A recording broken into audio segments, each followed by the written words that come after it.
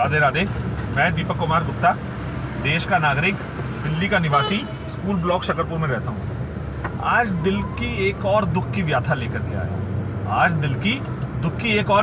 आया हूँ। आज सुबह मुझे कुछ लोग मिले, बुद्धिजीवी हैं, कर्मठ हैं, बहुत बड़े व्यापारी हैं और कहीं ना कहीं देशभक्त भी हैं। सोच से देशभक्त हैं लेकिन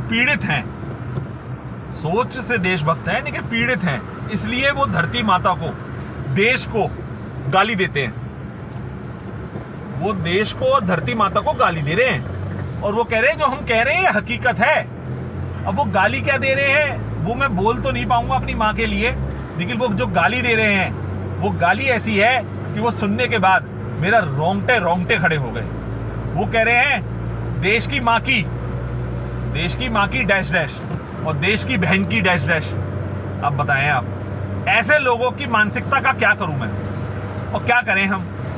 जब हम देश के प्रधानमंत्री को गाली देते हैं, देश के नेता को गाली देते हैं या किसी एक आम आदमी को गाली देते हैं तो हमारे खिलाफ मुकदमा दर्ज हो जाता है और उसमें सजा है।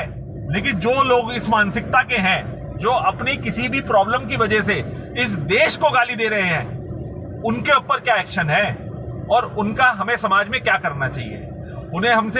हमें उनसे बात करनी चाहिए, उन्हें अपने संग बिठाना चाहिए या उनका बहिष्कार करना चाहिए? ये मेरा सवाल है आज इस देश के उन सब 146 करोड़ देशवासियों से, चाहे वो किसी भी जात और धर्म के हों, कि जो लोग हमारे देश को गाली देते हैं कि हमारे देश की माँ की और हमारे देश की बहन की, उनके संग हमें कैसा व्यवहार करना चाहिए और इस पे सरकार क्या कार्रवाई करती है?